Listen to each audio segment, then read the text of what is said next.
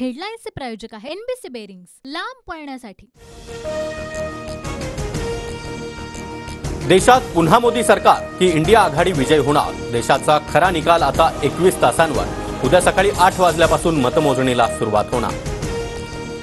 सार्वत्रिक लोकसभा निवडणूक मतमोजणीसाठी यंत्रणा सज्ज। 48 मतदारसंघातील मतमोजणी केंद्रांवर एकूण 14,507 अधिकारी आणि कर्मचाऱ्यांची नियुक्ती। पोलिसांचा चोख बंदोबस्त।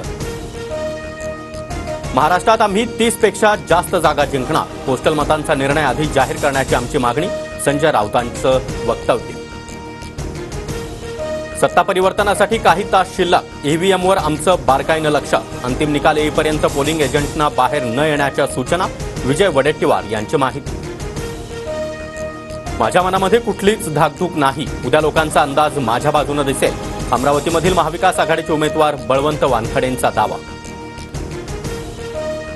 अरविंद सावंतांचं आव्हानच नाही, माझाच विजय होणार। उद्याचा दिवस अतिशय महत्त्वाचा। दक्षिण मुंबईतील महायुतीच्या उमेदवार यामिनी जाधव यांना विश्वास। एक्झिट पोलवर नाही तर जनतेच्या मतांवर विश्वास। नागपुरातील जनता माझ्या पाठीशी।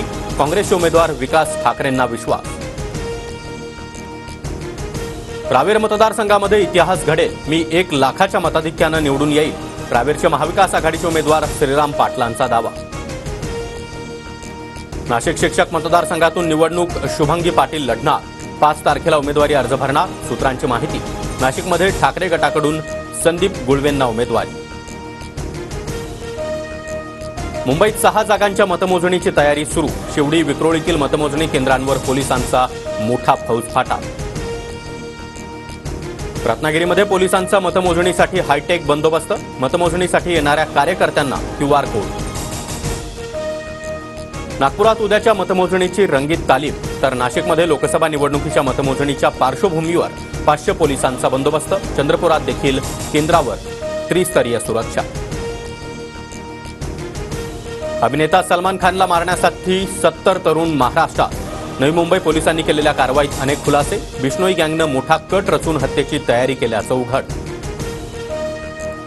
3 महिन्यांमध्ये देशभरात उष्माघातानं 56 जणांचा मृत्यू। महाराष्ट्रामध्ये 11 तर मे महिन्यामध्ये देशभरात 46 जणांचा मृत्यू। मध्य प्रदेशात सर्वाधिक 14 जणांचा मृत्यूची नोंद। 10 जूनपर्यंत पाऊस महाराष्ट्रात दाखल होण्याचा अंदाज। यंदा राज्यामध्ये वेळेपूर्वीच मान्सून दाखल होणार। पावसाचं प्रमाण सरासरीपेक्षा अधिक असणार। भारतामध्ये नरेंद्र मोदी तिसऱ्यांदा विजयी होण्याची शक्यता। एक्झिट पोलच्या निकालानंतर चीनमधील ग्लोबल टाइम्सच्या मुखपक्षातील लेखातून अंदाज व्यक्त।